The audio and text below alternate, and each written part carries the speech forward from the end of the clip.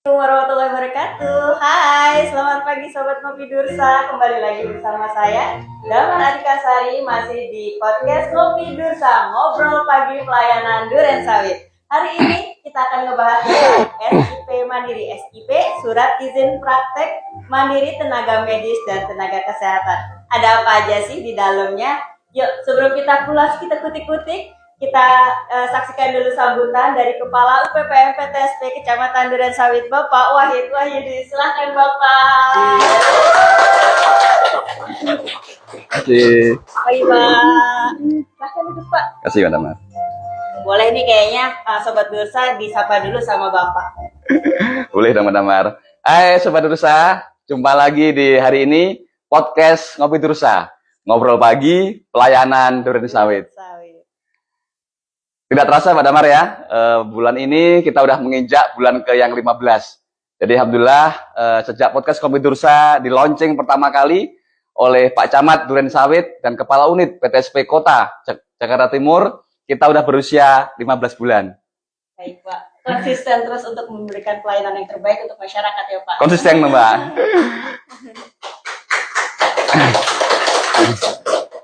Dan Sobat Dursa, memang inovasi ini kami gali bersama tim di UPPTSP Sekecamatan Duren Sawit untuk memudahkan sosialisasi berkaitan dengan perizinan dan penanaman modal.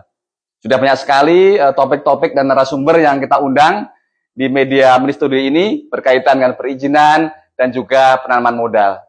Kami juga berterima kasih Mbak Damar, khususnya kepada Sobat Dursa Sekecamatan Duren Sawit yang sudah antusias rutin menyaksikan podcast Ngopi Dursa di setiap Selasa, pekan kedua, dan juga pekan keempat. Kami juga terima kasih kepada seluruh narasumber dari berbagai OPD dan sektoral yang kita undang, dan narasumber yang berkompeten untuk mengisi dan memberikan solusi berkaitan dengan perizinan dan juga penanaman modal. Hari ini kita ada tamu dari Suku Dinas Kesehatan Jakarta Timur akan membahas berkaitan dengan seputar SIP Mandiri untuk tenaga kesehatan dan juga tenaga medis, khususnya yang berpraktik di wilayah Kecamatan Duren Sawit.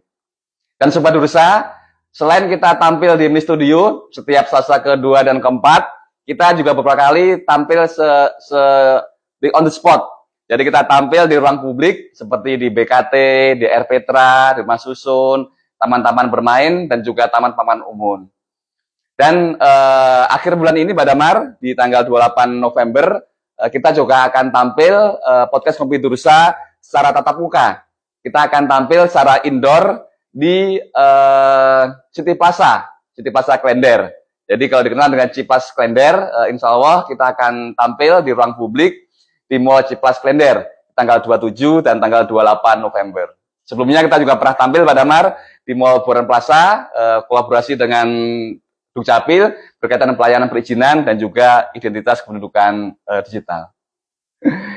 Ya, berarti ini benar-benar terkonsep dengan luar biasa ya Pak ya. Tidak hanya di studio, tapi juga langsung menyentuh ke masyarakat langsung di ruang publik ya Pak ya. Betul, tidak hanya sekedar di ruang mall, tapi juga kita juga bisa di BKT atau yang lainnya juga ya. Betul sekali. Ya. Luar biasa sekali. Semuanya dihadirkan, inovasi dihadirkan untuk Sobat Dursa semua sebagai bentuk pelayanan UPPM PTSP Kecamatan Duren Sawit untuk kemudahan pelayanan bagi Anda warga DKI Jakarta. Oke, terima kasih banyak Bapak untuk sambutannya, sangat menginspirasi dan sangat membantu kita semua ya, apalagi Sobat Dursa nih yang penasaran banget nih kira-kira UPPM PTSP Kecamatan Duren Sawit mau menghadirkan apa lagi. Tetap stay tune terus di 2 pekan sekali ya Pak ya. Betul, tiap hari Selasa. Dursa selalu hadir di tayangan IG Live di @PTSP Duren Sawit. Baik Bapak, terima kasih sekali untuk waktunya. Baik Pak, boleh silahkan untuk melanjutkan pekerjaan yang mungkin ditunggu sama masyarakat lain. Terima kasih Bapak. Sama-sama Mbak Damar. Selamat Sobat Dursa ya, selamat menyaksikan podcast Ngopi Dursa edisi hari ini. Baik, terima kasih Bapak. Nah, untuk SIP ini penting banget nih untuk tenaga medis dan tenaga kesehatan lainnya yang ada di DKI Jakarta, terkhusus di Kecamatan Duren Sawit.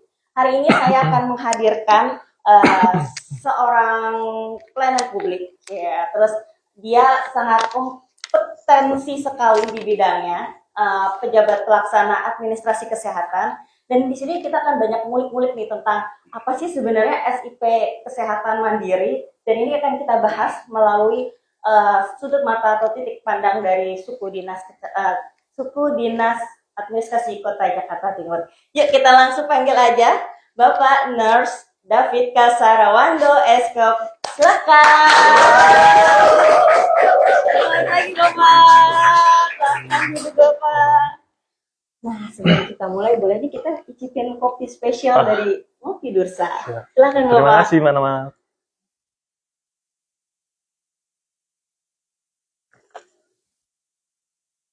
Selamat pagi Pak David. Pagi. Boleh disapa dulu nih Sobat Ngopi Dursanya. Halo, selamat ngopi Dursa. Oke, ini nih pasti banyak banget nih dari viewer tenaga medis atau tenaga kesehatan. Kita mulai dulu dari sebenarnya kenapa sih ada SIP Mandiri? Kenapa dinamakan Mandiri ya? Apa karena ada subsidi atau bagaimana ini sebenarnya? SIP ada dua ya, Mbak ya. Oh, ada dua jenis. Yang pertama itu SIP Fasilitas Kesehatan. Baik. Di mana artinya SIP ini terbit di bawah fasilitas kesehatan. Fasilitas kesehatan yang dimaksud itu ada klinik, ada rumah sakit, ada puskesmas. Kemudian ada lagi praktik mandiri atau yang disebut dengan SIP Praktik Mandiri. SIP Praktik Mandiri ini yaitu tenaga kesehatan atau tenaga medis yang memberikan pelayanan secara perorangan. Oh, baik. Ya, makanya disebut dengan SIP Praktik Mandiri. Seperti itu. Berarti dia bertanggung jawab atas semua yang ada dalam praktik tersebut ya, Betul. Pak. Oh, baik-baik. Di sini ada tenaga medis, ada tenaga kesehatan. Itu bedanya apa ya, Pak? Ya, betul. Tenaga medis dan tenaga kesehatan secara definisi operasional pun berbeda ya. Kemudian secara ketenagaan juga berbeda. Untuk tenaga medis itu setiap orang yang telah melakukan pendidikan formal atau baik secara formal atau secara profesi di bidang kedokteran ataupun dokter gigi. Itu disebutnya tenaga medis. Baik. Jadi tenaga medis itu berfokus untuk dokter dan dokter gigi. Sedangkan tenaga kesehatan setiap orang yang telah melakukan pendidikan formal atau profesi tenaga kesehatan. Itu contohnya seperti bidan, perawat, kemudian akupuntur terapis gigi dan mulut, dan lainnya. Seperti itu, Mbak. Baik. Oh, baik. Nah, di sini kan kita sudah mengenal nih bedanya tenaga medis dengan tenaga kesehatan. Nah, perlu diketahui SIP ini memang semua diterbitkan oleh PTSP di kelurahan tempat lokasi praktek itu tertitik gitu.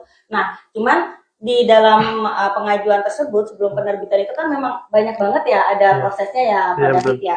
Yang pertama harus dipersiapkan SPR, kemudian pengajuan submit ke jakevo.jakarta.id, kemudian harus submit lagi atau aplikasi SDNK, betul gitu ya Pak? Iya, betul.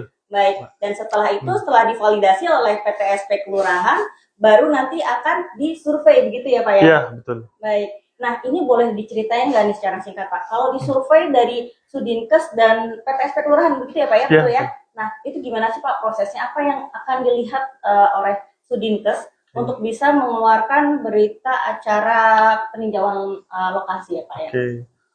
Baik, Mbak Namar, terima kasih. Dari Sudinkes akan mengecek pertama sarana prasarana.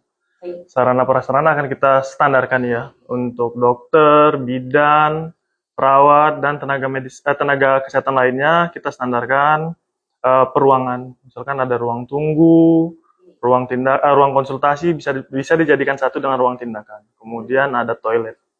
Dan yang terakhir tempat penampungan limbah sementara. Ini yang menjadi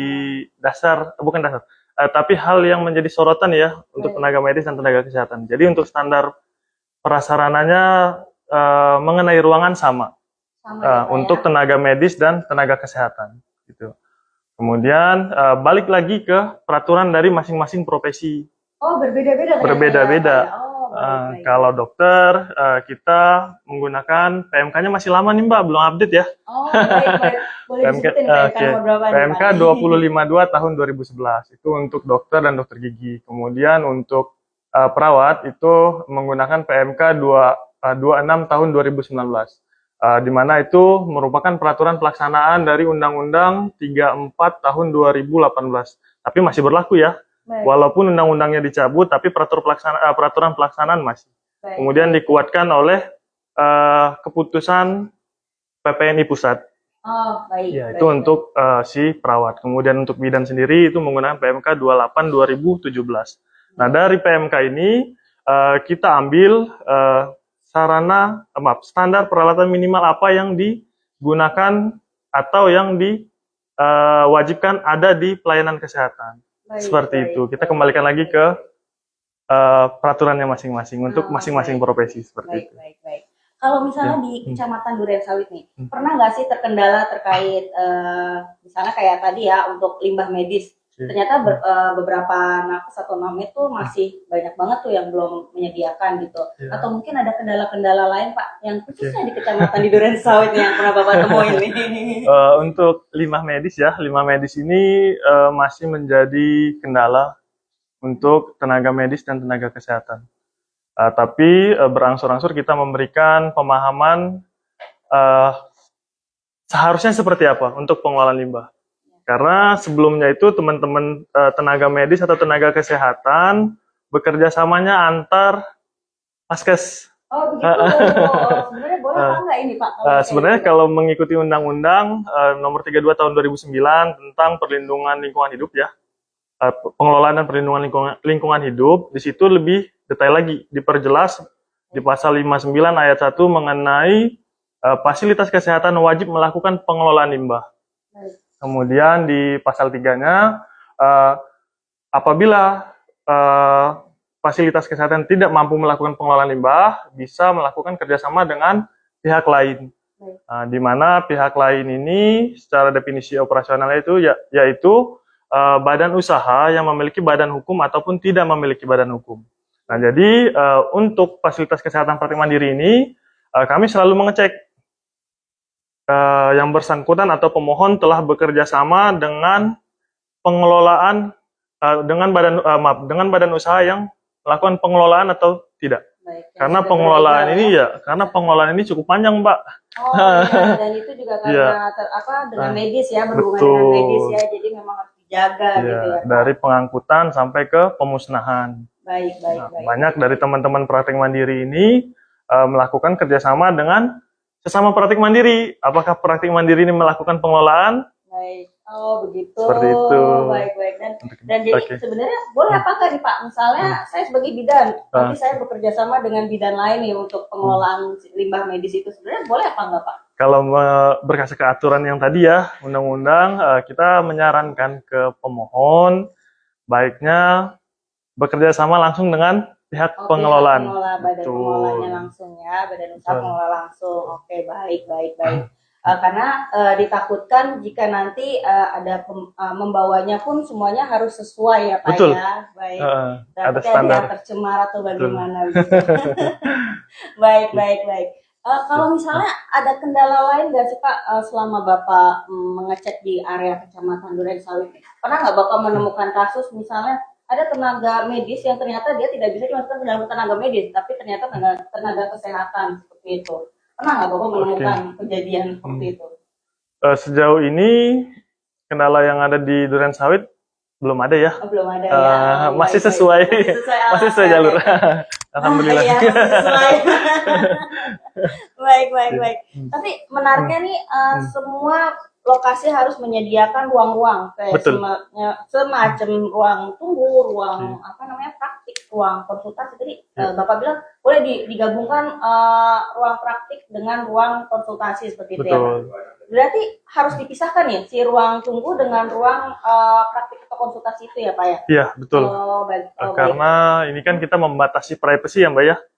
Setiap orang punya permasalahan kesehatan. Jangan sampai menjadi konsumsi publik seperti itu. Baik, sangat terjaga ya Sobat Dursa ya.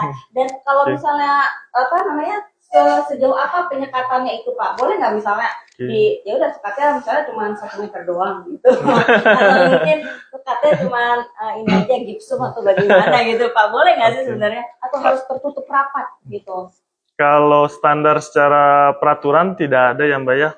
Maksudnya tidak ada yang mengharuskan ruang tunggu dan ruang konsultasi atau ruang tindakan berjarak sekian meter. Itu tidak ada. Tapi kita balik lagi ke masalah privasi. Nah, masalah privasi ini seperti apa? Kalau baiknya sekat antar ruangan cukup gitu ya, menutup pembicaraan ataupun visual dari kegiatan pelayanan seperti itu. Baik. Tapi saya jadi ingat waktu zaman COVID dulu kan memang benar-benar dijaga ya Pak ya, antara ruang konsultasi mungkin tuh dianggap kayak zona merah gitu. Bener nggak sih kayak gitu? Sedangkan untuk ruang tunggunya dianggap zona hijau gitu yang boleh akses orang-orang sehat ada di situ gitu. Dan itu apakah benar itu untuk sekatnya benar-benar harus tertutup, apalagi untuk tenaga medis, dokter gigi gitu? Apakah itu benar Pak? Harus karena kan pada kegiatan pelayanan dokter gigi di situ kan bisa menyebabkan airborne ya. Jadi butiran-butiran dari pelayanan yang dihasilkan dari pelayanan itu bisa mengular melalui udara. Makanya untuk pelayanan dokter gigi benar-benar diperhatikan. Baik.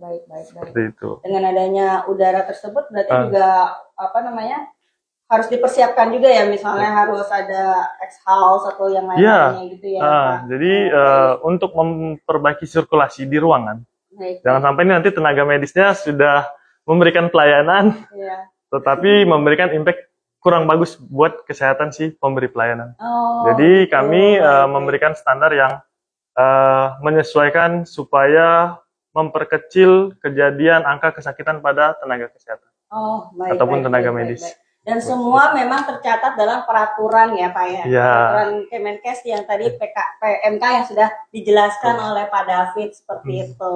Dan ini kalau misalnya kita mau lihat nih Pak, tenaga kesehatan yang Bapak jelaskan tadi berarti bukan kedokteran gitu ya Pak ya.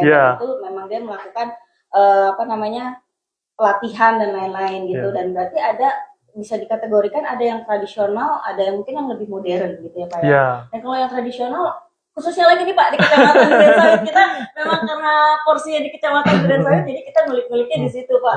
Kecamatan Durensawit banyak nggak yang untuk misalnya kayak tenaga kesehatan yang memang dia tradisional gitu, menggunakan ilmu tradisional? Kalau kita berbicara tradisional ya, ada beberapa lapisan tenaga kesehatan. Yang pertama itu ada tenaga kesehatan interkontinental, atau disebutlah tenaga kesehatan tradisional murni. Jadi dari awal itu pendidikan yang di NYAM itu memang mengenai kesehatan tradisional. Itu yang pertama. Kemudian yang kedua ada nakestrat. Nakestrat ini baik dokter, bidan, perawat, atau tenaga kesehatan lainnya yang memiliki pelatihan kesehatan tradisional. Nah, dan yang terakhir yang paling banyak di Durensawit ini mengenai penyehat tradisional. Penyehat tradisional ini kategorinya pendidikannya umum, tapi dengan pelatihan atau sertifikasi mengenai kesehatan tradisional. Jadi siapapun bisa menjadi penyehat tradisional. Seperti itu. Kalau asosiasi penyehat ya mungkin ya, itu sebenarnya berfungsi nggak sih untuk mensupport mereka untuk bisa berpraktek mandiri gitu Pak? Ini untuk penyehat ya. Untuk penyehat itu kenapa disebutkan asosiasi di Peraturan Menteri Kesehatan Nomor 61 Tahun 2016? Karena sampai saat ini yang berani menjamin bahwa pelayanan yang diberikan ke masyarakat itu aman hanya asosiasi tersebut. Begitu. Jadi kami dari Sudinkes pun tidak mampu ya, tidak mampu memberikan ini aman atau tidak, kecuali dari asosiasi penyehat.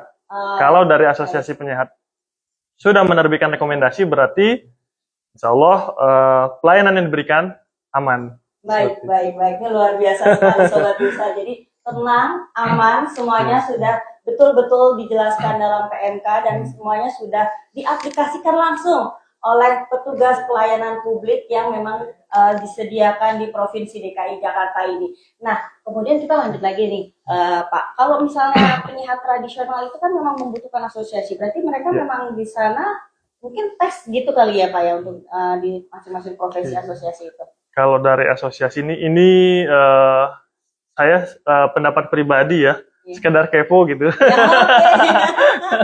Sebenarnya di asosiasi itu ngapain aja gitu. Jadi kalau di asosiasi itu mereka seperti melakukan pelatihan. Jadi pelatihan untuk tenaga kesehatan tradisional.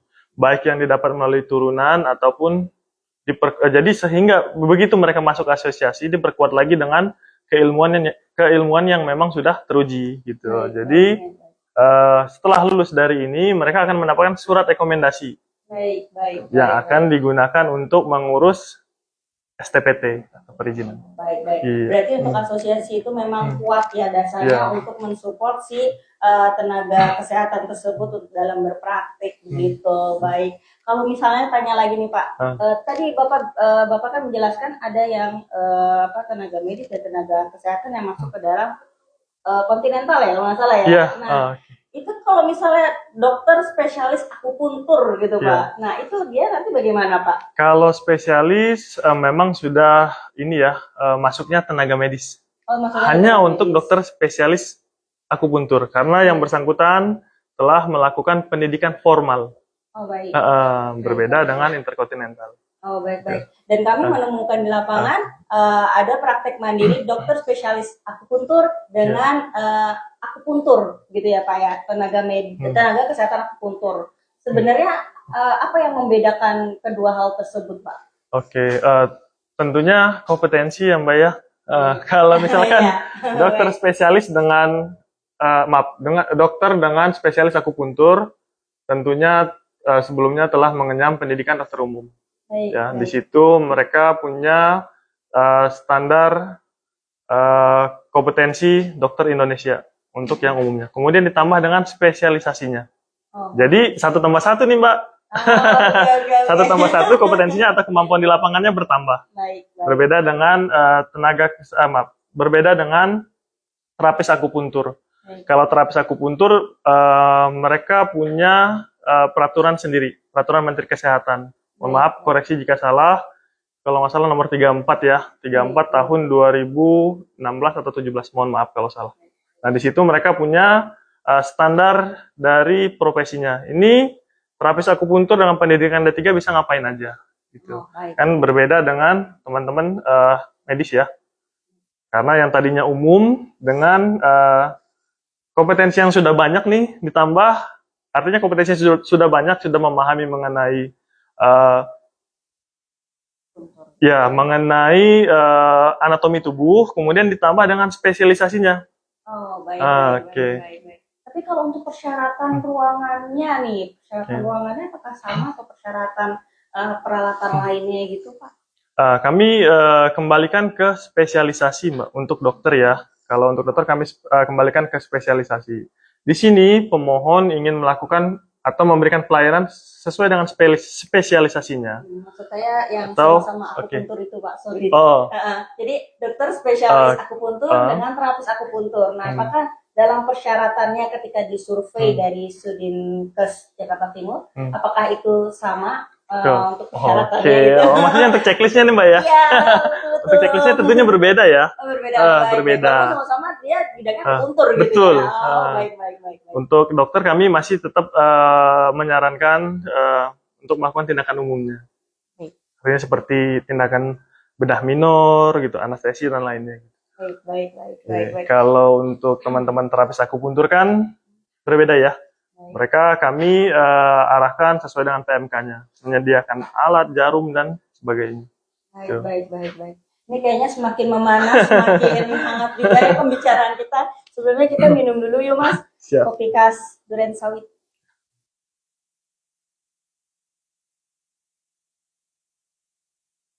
Kalau dari suku dinas kesehatan berarti mereka yang akan mensuplai semua memvalidasi semua yang ada di area Jakarta Timur gitu ya. Ya. Berarti kalau untuk yang di Duren Sawit kendala yang sering ditemuinya itu baru sebatas tadi aja ya mungkin yang limbah medis seperti itu ya. Baik. Oke deh, kita coba tanya dulu Kakak Admin. Apakah sudah ada pertanyaan? Masih belum ada? Oke, kita lanjut lagi. Baik. Suka dukanya ini sebenarnya apa Mas? Jadi dalam Jakarta Timur itu kan luas banget ya, ada beberapa kecamatan. Itu berarti perjuangannya cukup melelahkan juga dong Pak untuk mengecek satu-satu praktik mandiri yang ada di Jakarta Timur gitu ya. Kami agak kesulitan mengenai jadwal ya, Baik, Eh, baik. karena anggota dari tim primer ini hanya ada 5 orang. 5 orang aja, Iya, Pak? 5 orang. Oh, 5 orang aja. Jadi 5 bayangin orang. dong, Nah. podcast apa Sobat Ngopi Dursa. Terus 5 gimana, Pak? orang dan diperbantukan dari divisi lain. Baik, baik. Jadi kami baik, masih baik. satu seksi, tapi Baik, di baik. satu seksi itu ada 3 divisi. Oh, baik, Oke. baik, baik. Dan pekerjaannya ya memang bukan sekedar validator aja Betul. kan. Ada hal-hal yang lain. Baik, baik. Jadi- ini yang akhirnya saya kepo dan akhirnya ketahuan juga nih. Kenapa jadwal dari SIP praktek mandiri gitu ya Pak ya. Sempat mungkin aduh berapa lama ya ini akan disurvei seperti itu. Mungkin banyak sobat Dursa atau tenaga medis, tenaga kesehatan yang pernah mengajukan SIP mandiri di Kecamatan Durensawit bertanya-tanya nih Pak, suka bertanya-tanya. Ini kapan disurvei Mbak gitu. Mungkin tapi sekarang kita tahu nih ternyata memang dari sisi SDM-nya sangat Ya. sedikit ya, sangat terbatas, sedangkan jangkauan wilayah yang harus dilalui itu cukup banyak ya Pak ya. Tetap semangat Sudinkes. Luas. Sangat luas sekali dan untuk pekerjaannya pun tidak hanya sekedar sebagai validator Betul. surveyor aja. Baik. Oke, apakah sudah ada kakak admin? Ini ada pertanyaan dari Nahana. Bagaimana alur langkah tenaga medis mandiri saat mengajukan SIP mandiri? Oh, baik, baik, baik, baik. Ini berarti ada beberapa banyak langkah sebenarnya ya Pak ya. Baik, yang pertama adalah harus disiapkan STR-nya dan STR diajukannya kemana Pak? STR ke MTKI. Ke MTKI. Bisa Oke. melalui akun SDMK Satu Sehat masing-masing. Baik, Seperti baik. Kemudian setelah semua berkas lengkap, bisa langsung mendaftar di jakevo.jakarta.go.id dan itu nanti akan langsung ke PTSP kelurahan di lokasi terkait yang memang di situ menjadi tempat praktek. Dan kemudian habis itu akan dicek lagi SISDMK-nya ya Pak ya. Ya, betul. Jangan lupa sesuai dengan SE nomor 6 tahun 2024 ya. Baik. Seperti Jadi apa tuh Pak? alurnya berubah. Yang sebelumnya memang teman-teman harus mengajukan melalui PTSP. Itu betul. Oh, Itu betul. Kemudian nanti PTSP akan berkoordinasi dengan suku dinas kesehatan. Jadi sebenarnya alurnya kalau mengikuti SE tersebut, alurnya menjadi registrasi terlebih dahulu.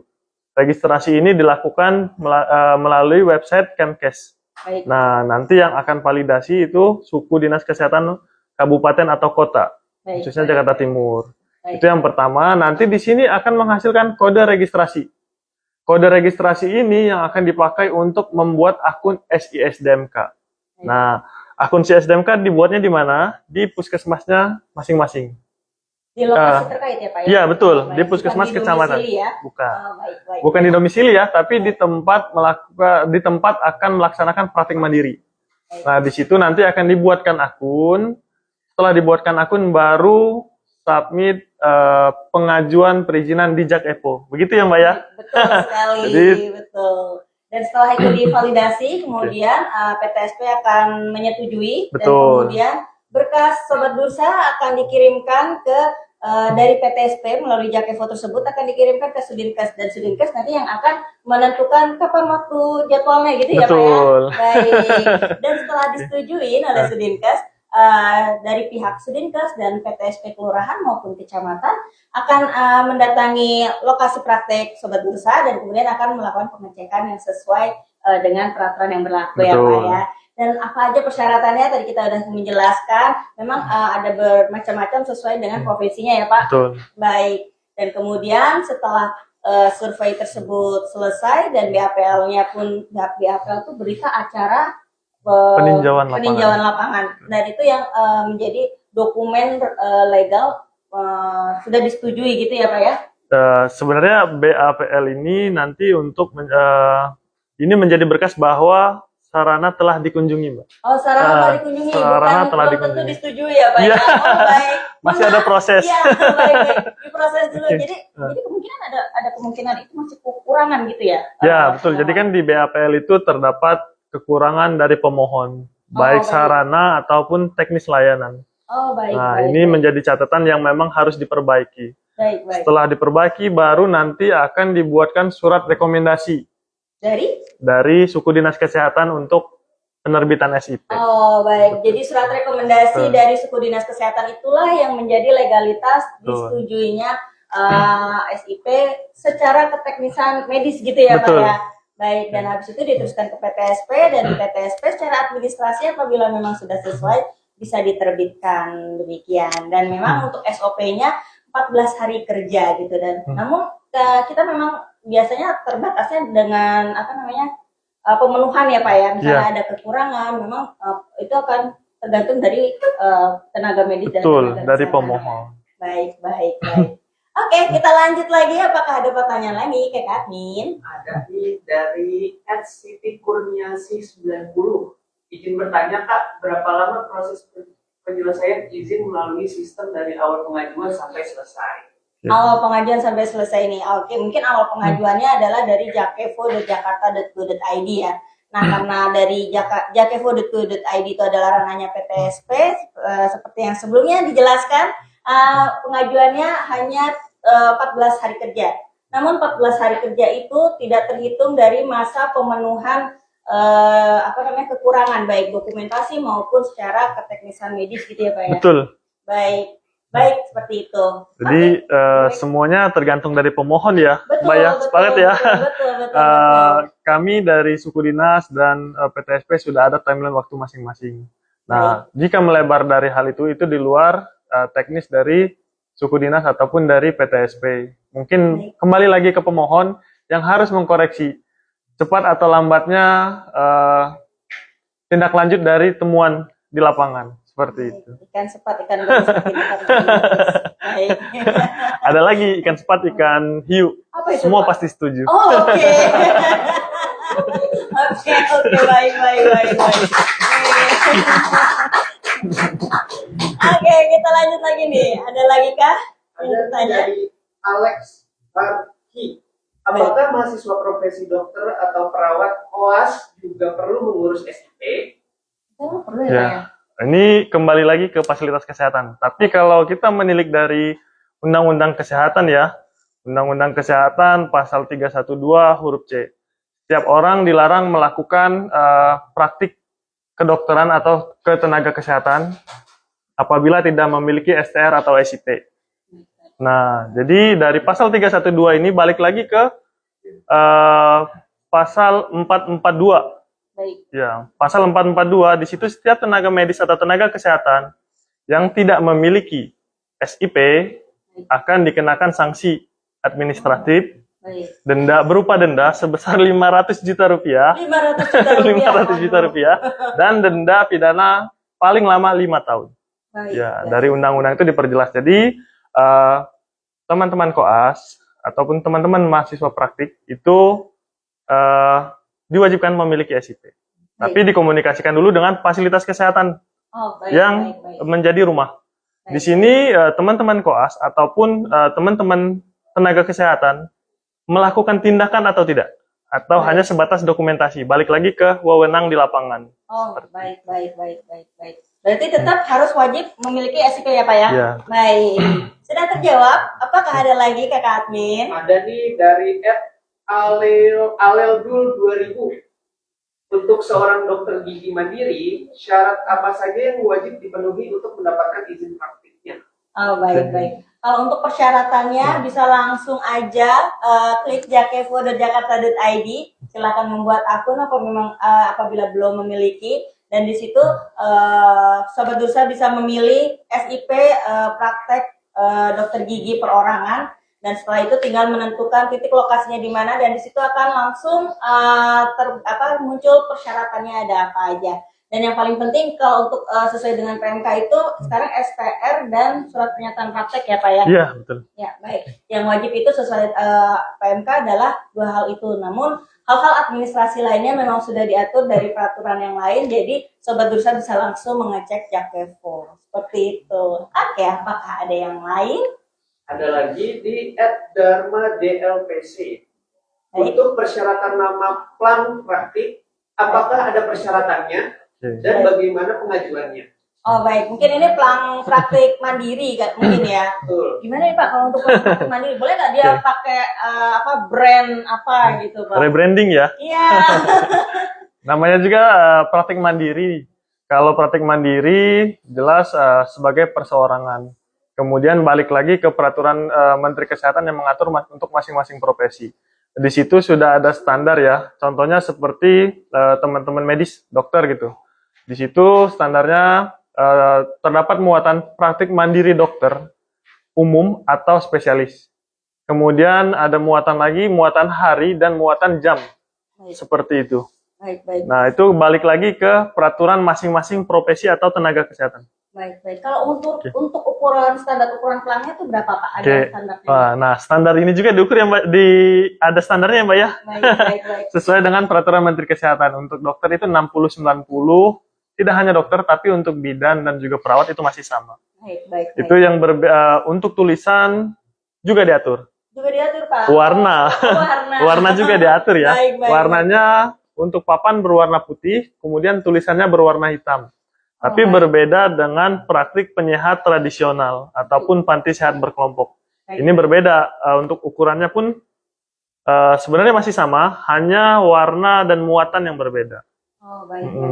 Berarti nggak boleh pink ya. Jadi nggak boleh semau-mau ya. Nggak boleh semau-mau Ataupun ya. rebranding dari merek ataupun yang teman-teman praktik mandiri gunakan. Itu belum boleh sejauh ini. Baik. Berarti kalau untuk standarnya itu sebenarnya masih di bawah 1 meter persegi, berarti bebas dari biaya reklame seperti itu. Ada biaya ya? Iya, ada biaya kalau Ada di biaya. atas 1 meter persegi. Baik. Kalau misalnya ini Pak, logo nih, misalnya kan memang tidak boleh rebranding ya. Tapi kalau jadi hanya boleh menuliskan misalnya dokter spesialis siapa gitu. Nah, tapi kalau misalnya dia pakai logo nih, misalnya logonya gigi gitu, itu boleh nggak sih logo gigi itu terpampang gitu di pelangnya? Logo gigi ya? Iya. Logo gigi sebenarnya tidak ada larangan khusus, hanya saja logo melekat dengan rebranding.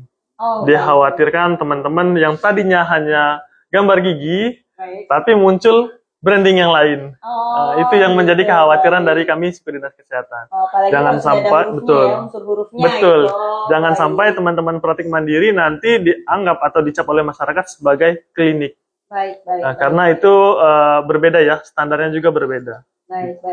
Berarti yang perlu diperhatikan adalah untuk praktik mandiri tidak boleh menggunakan branding apapun dan hanya menuliskan namanya dan spesialisnya atau apa atau